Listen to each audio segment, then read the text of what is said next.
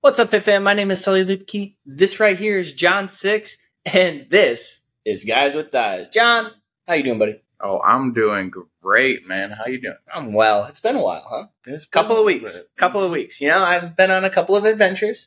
My fault. Couldn't make it work in Hawaii. Like the time change got me. I'm not gonna lie. The time change. What? It's 5 hours. Correct? 5 hours, and there was a lot to do. Little time to do it, and I couldn't find the right Wi-Fi, couldn't find the right space, and, well, I didn't want to put out any shitty product.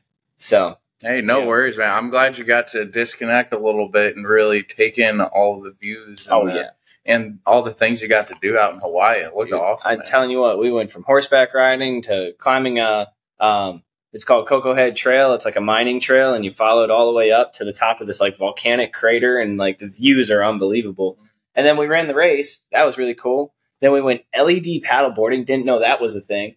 Yeah, dude. It's like, so apparently these few guys, they have a patent for these LED paddleboards. So you know what a paddleboard is, right? Yeah. And then they put LED lights on them, and they kind of start at dusk.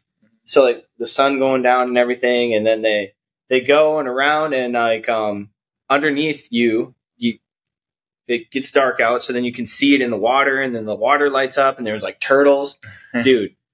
It was crazy. That sounds awesome. And I'm going to tell you what, this AI generation, these targeted ads are good.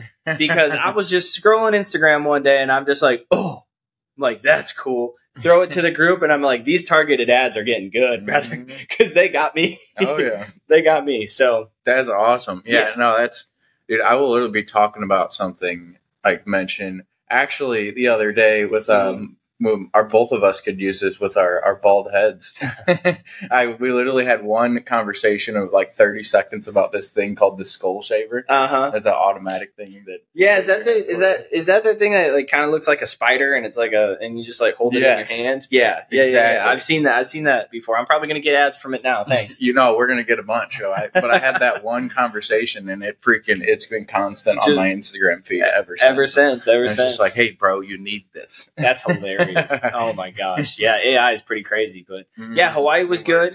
Bro, then I came back on, what was it? It was Tuesday morning, right? Yeah. Had Wednesday, had Thursday, or was it Wednesday morning? Don't matter. And then left for West Virginia, did the West Virginia Spartan race, trifecta weekend this last weekend. So your boy's tired.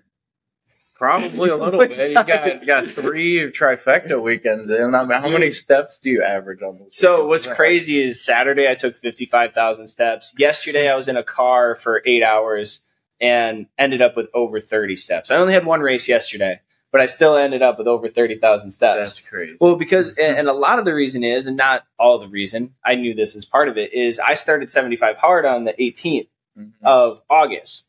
And the reason I did that, I'm like, okay, I did the old Siri. What is November 1st minus 75 days? And that happened to be August 18th. And the reason I'm doing that is because I want to look shreddy, and muscular for Greece. Okay. So when I do Spartan Race Greece, I just want to look like a Spartan. Yeah. So I was like, 75 Hard is like the greatest mental and physical transformation program out there. Let's do it. So your boy started 75 hard. Well, in Hawaii, which added to the madness. And then because I had to fly back, a couple of days later, and that's not easy. That's a long flight. A long flight, and figuring out food, figuring out steps, figuring out workouts. It all just takes a little bit of planning. Yeah. And then, then this week of travel, like, whew, all right, ready to take a break. But back at it, man. Hell yeah. What do they say on Letter Kenny? It's pitter patter, let's get at her. Oh yeah. I haven't seen that in a while. That's right. That's what we're doing. That's what we're doing, brother. So that's awesome. Yeah. Dude, since you mentioned with your days with flying, like having a tough time flying, trying to get workouts in, like how did you get those workouts in those days? I'm curious, because it's like one thing that I think of I probably would have done is one of the 45-minute workouts. I may have gotten it inside of the freaking airport, like walking around in circles. So that was the original plan, right? So the original plan was get a workout done early in the morning, like just boom, knock it out. I actually went to the gym out there. There was a 24-hour fitness, so I just paid for like a little membership, so I could go there the whole week that I was there. I could go there whenever I wanted to, right? It's 24-hour fitness. And then, so the plan was to get up, go to the gym, check. done. What I actually did is I got my outdoor done. Okay. So as I walked to the gym, it was about a 35-minute walk. I just walked 10 extra minutes. Boom, knocked my outdoor. Did a little stuff in the gym, a little bit mobility work because, you know, I had 3 days of racing or 2 days of racing, and it was a difficult course. And then and didn't want to overstress my body. And what I was doing is I was planning on, so by knocking out the outdoor workout, I don't have to worry about being outside. So then I was planning on just walking the airport terminal, right? Back and forth, getting my steps in. I've done it whenever people see me travel, like they do it all the time. Like I do it all the time. Luckily, we didn't do that because we actually got to the airport a little bit later than expected because we were hanging out, enjoying the company for the last few hours that we had with each other. Of course. And we had to return the car. So like it all just kind of jumbled up towards the end.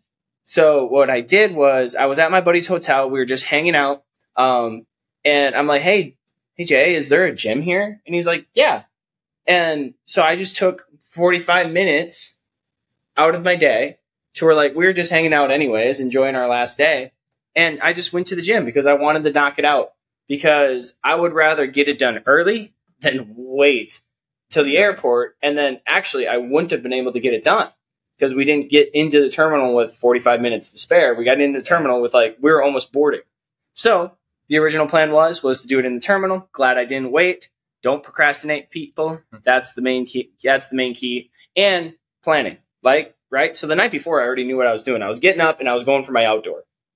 And after that, I was strategically like figuring out times to when I could work out throughout the day. As long as it's 3 hours later, we got it done. Hell yeah. Yeah, so it sounds like more of the story. Get it done as early as possible on those days that you have. Like whether it's a long flight or if you've got like long meetings. I mean, if you have an extra long day at work, shit happens. Life happens. But like when you have a plan of getting that reading done, your picture done, your walk done, that was all probably done before, I'm guessing like 5 a.m. on that day, right? Yeah, it really was. So I woke up and the first thing I do is get my picture done. I had to stop you there because that is the biggest thing I learned the first couple times going through 75 is get that picture done first thing. Because I completed a full day of 75 hard, but failed on Thanksgiving because of my progress picture. Wasn't the food, wasn't anything else. It was the progress. I did everything perfect, but I woke up the next day like, oh shit. It's like I could have ate food with my family. So that's the first thing I knock out. And so I knocked out that. I walked outside, got to the gym, came back, did my reading right away. And then after, it was over 3 hours, but it was about 4 or 5 hours in between. And then when knocked out the gym, because when you're busy, like you have to expect to be busy longer than what you have planned because things just tend to stack. You get talking and things like that. So you have to expect that it's going to go longer.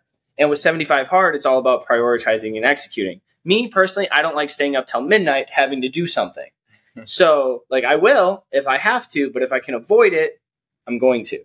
So by knocking everything out early or as much as I can out early and then giving myself the entire day as a runway to knock out a second workout and then just don't eat like an idiot, that's how I get through those days. Dude, I love it so much. Yeah, I wanted to ask just because I know like that's something I've been through a ton on the program where like you have those days where it's like, damn, I'm getting like sometimes on those days I ended up having to do a workout super late, wait 3 hours and do another workout at like freaking midnight before I go to bed. And it's like, I don't want you guys to have to go through that. So getting that work done early, like I learned that the hard way. Get a workout done and get your progress picture minimum as soon as you wake up if you're doing 75 hard. Just because like those are two things you don't got to worry about the rest of the day too. That's something that I learned that my anxiety is a lot lower when I knock out a few things in the morning. It's just like, man, I feel good. I feel that.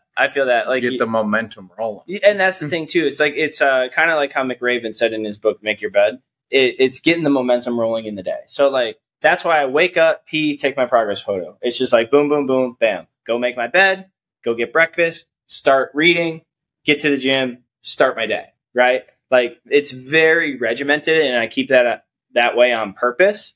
Because, you know, I just want to get these habits down to the point to where they're automatic. Because when these become a habit, they become routine, it goes into my automatic system to where like now I don't have to think about it and it's not taking up my bandwidth, right? So now if I have a problem that I'm stewing on, this stuff's still automatic. It's the standard, right? Like we have those hats, we have the shirts, it's set the standard.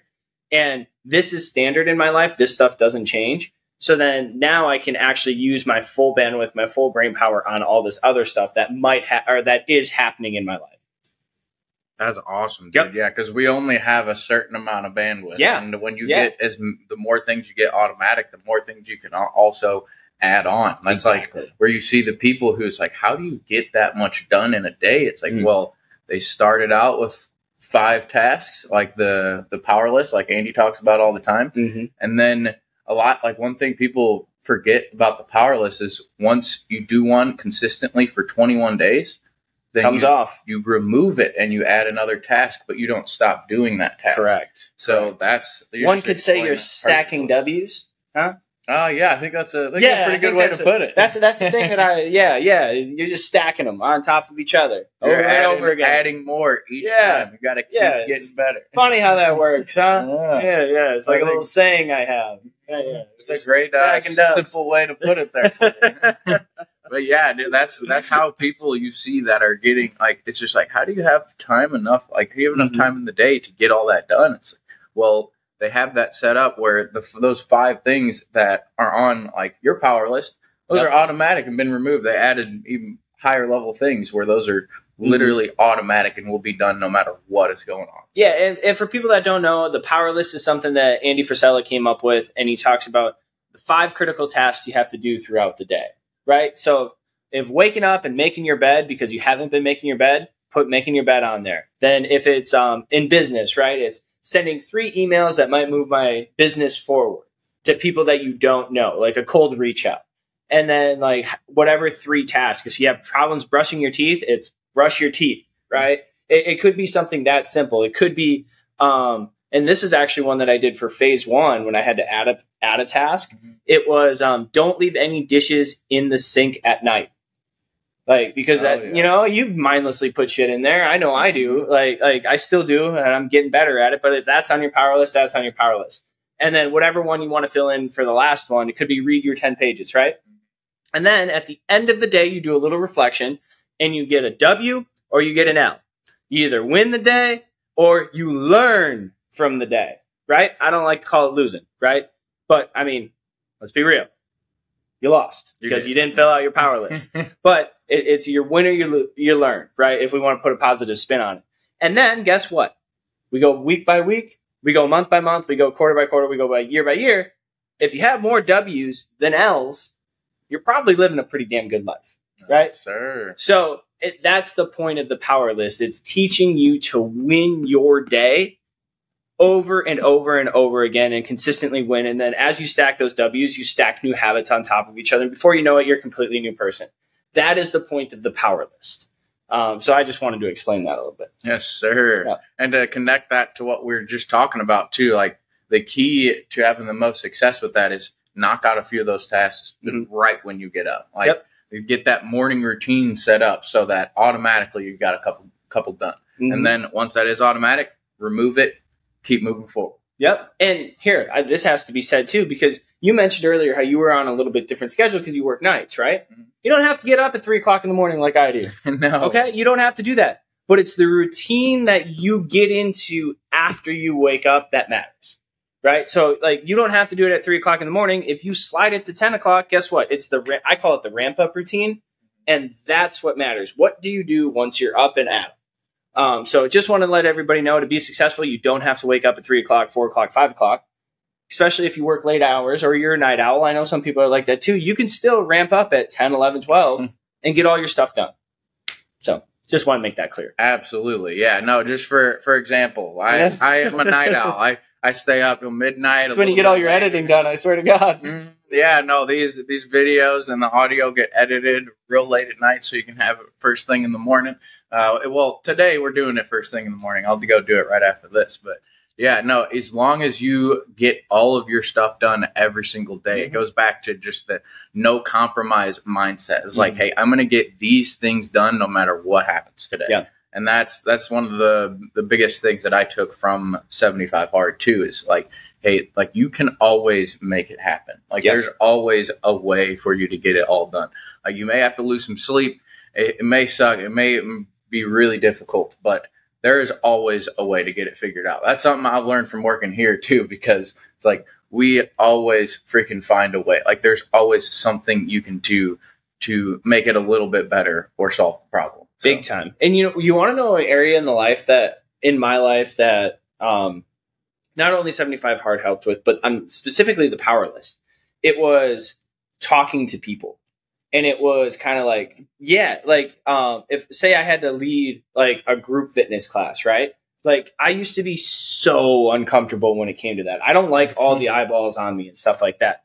But through the power list, I actually started off on like social media, right? Okay. So it's like, oh man, Instagram came out with this new stories thing. So we're going to do this like little story and then we're going to set it down and forget about it. Or we're going to make this fitness post and we're going to write a little caption. We're going to set it down and we're going to forget about it. And then a little bit more and more, as I get more confident with it, I was able to start having conversations in person and then having conversations with 2 or 3 people and then having conversations with groups, whether it be mental health, emotional health, physical health, things like that. I became more and more comfortable because I started by writing on my power list, like, hey, cold reach out to, or a cold social media post, like about fitness or about lifestyle, about Spartan, about my cat, right? Like, and it was like, okay, boom, boom, boom, boom, set it, forget it, right? So it was just like those little micro steps and then getting more comfortable talking one-on-one, getting more comfortable talking one-on-two. Then as I went to bigger groups, like I got more comfortable over time because of the power list and because of just little by little incremental doses time after time. Does that make sense? Absolutely, man. That's awesome that you said that, because that's definitely something that I use the power list to help me as well, because it's like whenever I first start, like we've both talked about it before, we're naturally introverts. Yeah, I'd rather go home and sit with my cat, y'all. Yep, I would rather go home and get into my research, YouTube University and stuff. Yep. But yeah, so we are introverts. It's harder for us to get started with things like that. So like putting in 2 things a day that you do to get you out of your comfort zone for that is so important, because like as introverts, it's harder for us, but it's also so important for us to be able to help others, like provide value to others, and also build relationships. Like, I mean, people make the party. Relationships with other people are like the most important, like fulfilling things that we can do on this earth. So improving that's really important. And I just want to share one of the things I had on my power list for that was, it was I kind of stole it from Andy, how he got good at talking to people and adjusted it to help making friends. Yep, exactly, making friends. So he would go to it was either Deerberg's or Schnucks. It's a local grocery store here in St. Louis, and he talked to 3 new people every single day. And he couldn't leave until he talked to 3 new people. Yeah, every day. Yeah, and have like, and not just like, oh hey, how's it going? Like, no, like I got to introduce yourself, like, and have a genuine conversation with 3 different people. So I adjusted that because I want to get better at talking about nutrition, training, supplements. I went to the gym and talked to 3 new people every single day, whether it is someone in the locker room or someone I was working out next to, just having genuine conversation and getting to know them a little bit. Basically, like, you have to get to where you know their name and know 1 or 2 things about them. Yeah. And end of the conversation. But that helped me a ton getting out of that comfort zone, because like it is freaking weird at first. It's scary, going up to random people at the gym. Scary. It really is. So what I found too, and it plays in this line, and we talked about this before. You were willing to do that because you were willing to go first.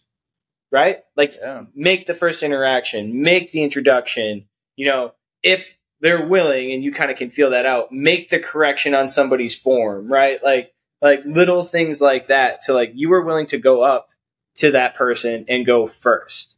And this is a tactic I learned in the Air Force, is if you have an airman, in my case, that is kind of shy, you want him to step up, you kind of want him to like take on that next step of leadership. So like we have in the enlisted corps, it's like E1 through E9. So we have like this E3 and we want them to go to an E4, which is a senior airman. So you're stepping up from an airman to a senior airman. Or you're stepping up from a senior airman to a staff sergeant to where you're truly stepping up into a leadership role. We'd make them go first. So we'd be like, hey, we're kind of presenting like our goal sheets to our unit, not even our unit, to our squadron, like the people that are nice, you're kind of close with. And I want Airman Snuffy to go first, right? Like I wouldn't give them a choice. So like, because I want them to step up, I want to start conditioning them that they're going to be the first one to go. They're going to be the first one in front of the room. They are going to be the first one leading off the meeting, that kind of stuff. If I had a task that I needed to be done and I knew they could handle it, like it would stretch them maybe a little bit, but I knew they could handle it, was within their skill set, I'd make them go. I probably have like 5 other airmen that were able to do that task, but because I'm trying to get this person to step up and lead and to kind of come out of their shell, because when you're in charge of something, Jocko talks about this, is like if you want somebody to kind of like step up, you put them in charge, right? So you put them in charge. Now they have to talk to somebody. Airman Snuffy has to talk to Snuffy number 2 and Snuffy number 3 to get the job done, right? Mm-hmm. They have to lead. They have to come to me if they have questions, or who's ever in that leadership group. If they have questions, and they have to be able to utilize their words to properly communicate if they need help, right? And then if they don't do that, it's a learning opportunity because the job doesn't get done or doesn't get done properly. Now we can give them a consultation, right? And just be like, hey, what happened? Next time you got to ask. And then they know that, hey, we're not out here to take heads or take scalps. We're out here to help. And if they have a question, they can come to us, right? So like, that's what I always like. I made Airman Snuffy because I wanted them to step up, go first. In leadership and in like presentation. So like I would start giving them more and more responsibility, and they might feel targeted. It'd be like, what? Why me? And it's like, well, because I'm trying to create a space to where you can grow into the leader that I know you can become. Dude, I love that. Seeing it from the aspect of like, hey, how can you, like, as a leader, current leader, how can you get other people to step up? And that's actually like something that I hadn't noticed that has happened in the past, but I've watched people do that here as well, where it's like in certain, like before I taught product class, when I was in product class, it was like people wouldn't speak up at all, and they'd call on, like John Q, who used to teach the classes. He'd be like, hey, what do you think on the people that wouldn't speak up but knows should be speaking up? Mm-hmm. It's like, call them out and get them to step up. And one thing that, like, from the aspect of not the leader, but the person who's trying to step up, like, I know it's scary at first, but just start doing it. Just start speaking up as much as you can, because just that act of speaking up and giving your opinion on it, like, people are going to notice that. That actually sets you apart. Even if your voice shakes a little bit, even if it's really, really difficult at first, and you don't always have the best idea at first. Like, not everyone has all good ideas. Most people's ideas are mostly bad. Like, it's okay to be wrong, especially in the beginning. I love that.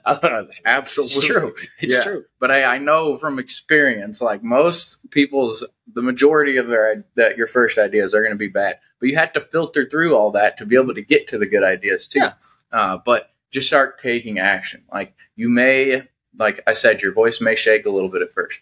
Mine definitely did. Your hands might shake. Mm-hmm. Yeah. I can trust me. Mine did. Mine did. Yeah. Dude, speaking of that, actually, the first time I went up and spoke in front of like a big group of people, not even just my hands, like I legit, my legs were shaking. Oh boy. Yeah, but that's part of it. Mm-hmm. Yeah, and the more you get in front of those people, the more you start talking to leadership more, the more you start talking to your subordinates a little bit more, or even your peers. That gets better. Exactly. Like, it gets better with reps and sets over a long period of time. See how this is all connected, folks? Yeah. Like, that's all it is. It's going first, getting up, speaking with confidence, even if your voice shakes, knowing that you're going to fuck up, and then just doing it again. Reps and sets over a long period of time. Like, that's all it is. Exactly. And like with the hard conversations too, it's like you're still going to get that pit in your stomach, that feeling like, hey, this is like, I don't want to do this. Like, I still get it all the time. Like I mean, even simple before the podcast, like at first when I was first speaking in front of the camera, it's like, I still got that. And sometimes I get a little nervous before, because it's like, hey, I got a whole bunch of people that I'm going out to help. But something that I actually took, so it came from Will Grumke to Josh Ward and then to me. So it's from Will. But something that helped me a ton is like, take that nervous energy and turn it into excitement, because they're very similar feelings. It's like, if you really think about it, like that anxious energy and excitement, they're so similar. It's one is more positive, one is a little bit more negative. So you switch that mindset. I love that. It can immediately, like whenever I keep that in mind, because you're not going to be perfect where you can switch that each time, but you get better and better. And every time I do that, it is like, it changes everything. It helps so much. Yeah. And man, I love that. I love that. Yeah.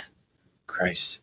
That's a good one. Holy shit. Yeah. Like, I know I've heard it, but like being reminded of that in the moment is just getting my wheels turning. Cause like, I struggle with that. I feel that nervous energy. I feel that anxiety sometimes, and it kind of becomes overwhelming. But if you turn it into like, oh, hey, this means that there's an opportunity somewhere. Yeah. Like, get excited towards it and run towards it, right? Like, let's run through the wall, right? Yeah. Yeah, and let's dude, take if you haven't tried it before, like when you have that anxious energy, to turn that into excitement, it's way easier to flip that switch when you think about it in the moment. Like when I first did it, I was just like, oh shit, like, yeah, right. That's almost the same feeling. And we should go into it a little bit, just a touch. It's like, okay, so like, what is that nervous energy, right? Or that anxiety energy? Well, it's your adrenals. It's dumping freaking everything into your bloodstream. Cortisol, adrenaline. Yep.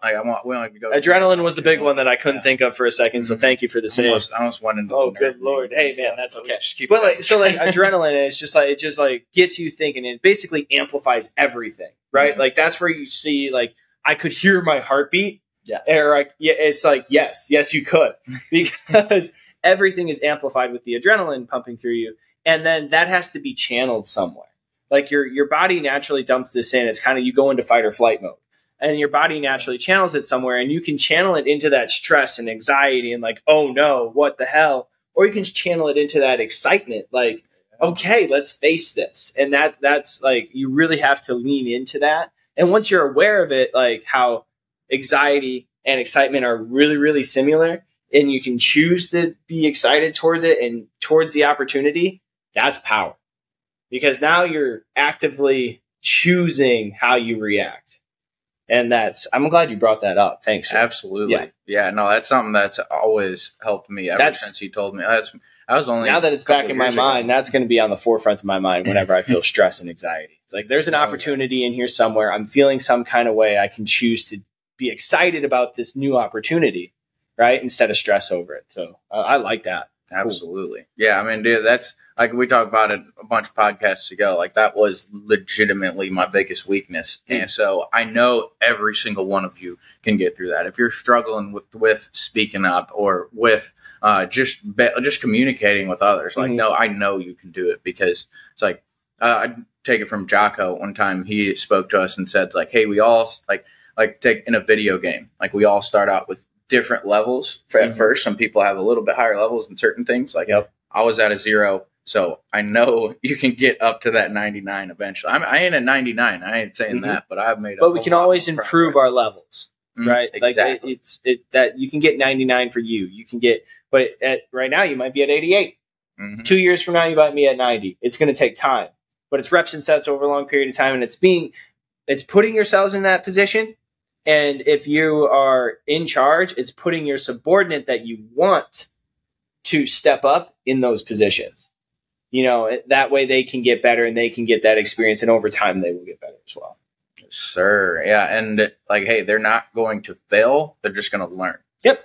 Remember that. Yep. So that L on the power list, that's a learn day rather than loss. Exactly. It is loss, but it's not as long as you learn something. Yes. Yes. And that's the power of the L. Like, even Andy says it, like, yeah, it's never a loss unless you don't learn from it. If you repeat the same thing over and over and over again, that's a loss. Okay. But yeah, it's a learn day. So yeah, if the same thing keeps happening over and over, that means you haven't fully learned the lesson yet. Yep. I have learned that lesson the hard way. Me too. Where if it's like, hey, you have the same shit happen 4 times, it's like, there's something that you're doing to cause this. Even if it's like, oh, like what, like it seems like it's uncontrollable, there is something you're doing. That's one of my favorite things is from Bishop T.D. Jakes. He's talking about how God sends you lessons and he sends you opportunities and he sends you all this stuff, right? And he's like, and he's going to keep repeating the same damn lesson until you learn it. And he's just like, and then God will give you the opportunity. Yes. But first he's going to make you learn the lesson. And if it takes 5 years, you're going to learn that lesson a lot over 5 years. Absolutely. You're going to keep learning it until you actually like it, until it sinks in. Yep. I love that. Yeah, I'm glad you brought that up with God too, because actually recently I've been thinking about that a lot. And just reminding myself that, hey, it's like, yes, it's important to pray and ask for things and ask him to help others. But no, when you are asking for those things, if he does give you something, he's not just going to give you it. He's going to give you the opportunity to go take it. He does. It's like if you pray for patience, he's going to give you the opportunity to be patient. That's where like it's easy to see that thing that he gives you is like, oh, like what the why me mindset. It's like, oh, why are you doing this? It's like, no, he's giving you that challenge so that you have the opportunity to get better at being patient. Like whatever you're praying on, like you got to meet him halfway. That's something I've heard from Sal here 4 million times. It's like, hey, I'm going to give you the opportunity, but you got to do the work. You got to meet me halfway. It's the same thing with your faith as well. It's like you have to put those reps and sets in consistently over time with your faith as well to really get the benefits, because it's like it's not just on him, it's our half on us too. Got to meet him halfway. So just wanted to remind people of that, because that's something like I've struggled with in the past where I've been praying on something. It's like, hey, why don't I have this? It's like, why haven't been given this? It's like, then I look back, it's like, hey, he gave me the opportunity to go get that multiple times. I just didn't take it. So. And if you don't learn the lessons, when that opportunity comes around, you're not going to be ready. And then you might start questioning God. And that's where he reminds you, as long as you have your eyes open, that, hey, I gave you the opportunity to learn these lessons. And then when your true opportunity would have came, you would have been ready. But you weren't ready this time around. But no, hold on. You're going to get another opportunity down the line. But first you have to learn the lessons that he wants. When that opportunity presents itself, you will be ready in time. But you got to be willing to do it. Like you said, it's not a one-way street. It's a two-way street. God gave us the opportunity of free will. So like you have to choose it. You have to choose your path wisely. And that's all I have to say about that. Absolutely. As Forrest Gump would say. That's all I have to say about that. Oh, dude, I need to watch that movie. I know, again. it's been a while. Literally one of my favorites of all time. I grew up on that movie. But I think that's a good place to end. Yeah, absolutely, dude. Yeah, I think that's good. Beautiful. Y'all, thank you so much for watching Guys with Eyes. Sorry it's been 2 weeks. Once again, that's on me. I'll own it. I'm back here for 3 weeks, so we're rocking and rolling. Ooh, let's go. Yep. So we'll be in person for the next few weeks. And we're just going to keep after it. And kind of as we started, pitter patter, let's get at her, huh? Yeah, let's make it a great week, guys. A great week, great day, great month. Let's go. Oh, yeah. We're winning. Good job, 6.